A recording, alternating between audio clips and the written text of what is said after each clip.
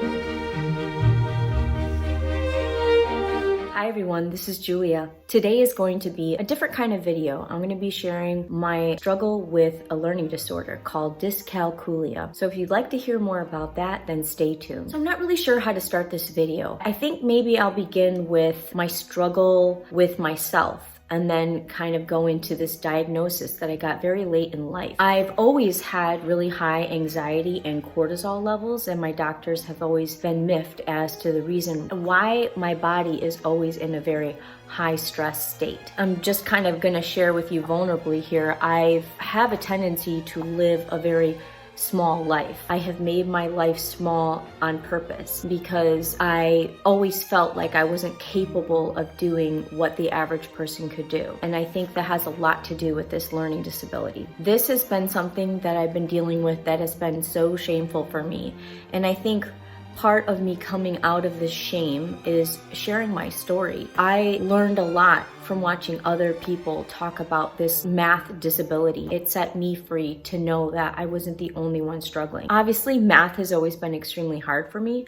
I didn't realize how bad it was until I was in 4th grade. And in 4th grade, we were learning division. Things were getting a little bit dicey for me. I would go before school and after school and take summer classes, and I really tried hard at math. I just wasn't getting it. I ended up taking 4th grade again, which was traumatic for me, to be honest. I lost all my friends in my current class, and then the new group of kids didn't really accept me because I was the first person who had ever been held back in that school. So they just thought I was stupid. And I thought I was stupid because I would go before school and after school and I still didn't get this. My math teacher would say things like, whatever you do in life, make sure it has nothing to do with math. I would go home and I'd ask my dad to help me with my homework. I would just be crying and he would laugh at me and tell me, what are you, dumb? I got the memo. I'm not like everybody else. There is something seriously wrong with me. My self-esteem just began to plummet. I never had a problem with any other subject but math. To me, it felt like a different language. How this showed up for me was not only algebra was impossible. I tried to go to college. I got accepted and I couldn't even take 098, which is pre-algebra. I couldn't pass that. I tried it 3 or 4 times. This isn't for lack of trying. I tried harder than you can imagine a person trying at school. I couldn't find anyone that could explain math to me in the way that my brain could understand. This dyscalculia shows up in a lot of different ways, and I realized, oh my gosh,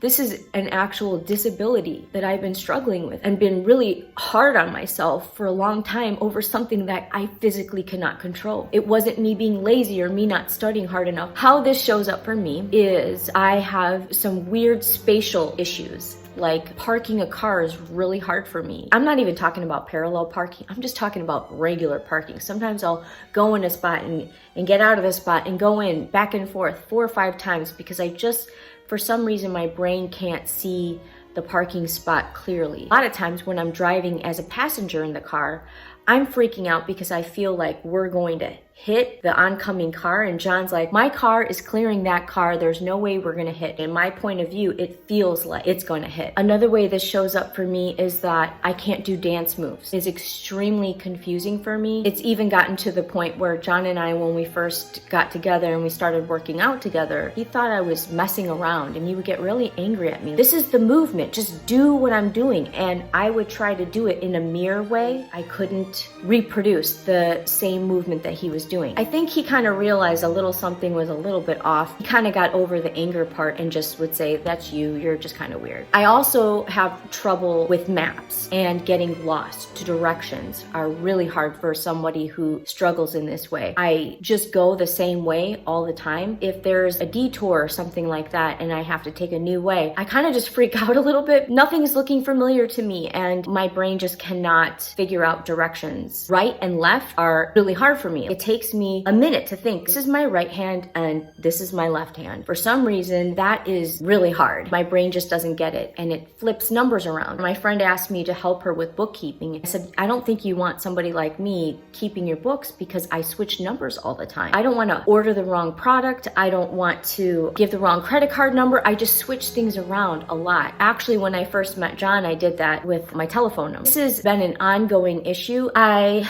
got to the point where I had had stopped driving. I had given my car away to my parents. We had moved to San Diego. It had been about 17 years since I had driven because I had convinced myself that I just wasn't capable of even driving anymore. That's how much I doubted myself and my abilities. Because I hadn't done it in a while, I just felt like I couldn't do it. And there's so many things that I have trouble doing, that even something as basic as driving, which I was doing for a very long time, and then it was hard for me to start that up again. I have trouble with unlocking certain locks. If I move to an apartment building, the lock system is one way. I figure that out, and then we move to a new house. The lock is a new way, so I have to figure out the new way. Sequences of things are very difficult. My hand-eye coordination is off. I can't clap to a beat, so finding rhythm is very hard for me. This is another really embarrassing thing, but telling time. I actually had a situation when I was in 4th grade where the teacher had asked me, "What time is it?" I could not answer, and everyone was staring at me, looking at me like, "What the heck is wrong with you?"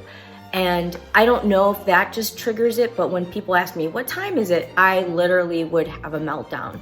And to this day, if I wear a watch, if you ever see me wearing a watch, the battery will not be in the watch because I purposely won't wear a watch with batteries, because then I have an excuse. Making change freaks me out. If someone's watching me or if someone's in a hurry, I feel this pressure, and then I really shut down. To just memorize a simple number and the sequence of those numbers, I switch things around. These are the things that I've been struggling with, and I have struggled with my whole life. I have never voiced it out and explained the extent of this disability. It remained hidden. A lot of times when people want to get close to me or they ask me, "Hey, can you do this certain thing for me?" I get this panicky feeling because I feel so incapable, because these simple life activities that everybody seems to take for granted are actually hard for me. And it takes me a minute, and people aren't patient to wait for that minute. Then I get this anxiety that comes with people being impatient, and then I really shut down. I've really never shared this with anyone but John. This has been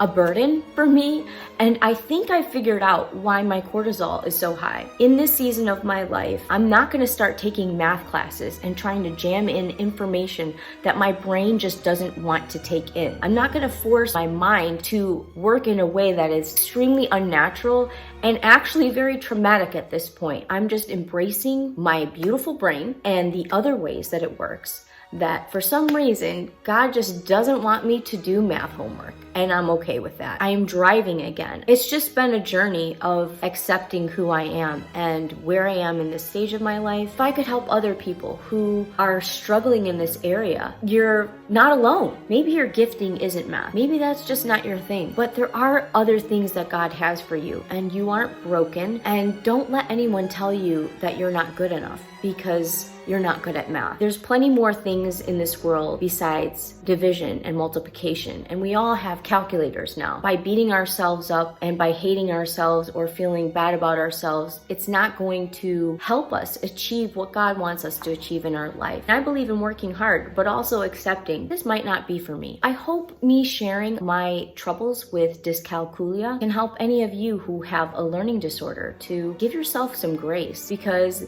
God's asked us to give other people grace, but we have to remember giving ourselves grace is also one of His desires too. He doesn't want us beating ourselves up over things that we can't change. If we could just take the time to see when someone is struggling and to just be kind, that would actually help the world function a little bit better. That's my encouragement, to never forget to be kind, because that's a gift that a lot of people don't get anymore. Be good to each other, and I will talk to you soon.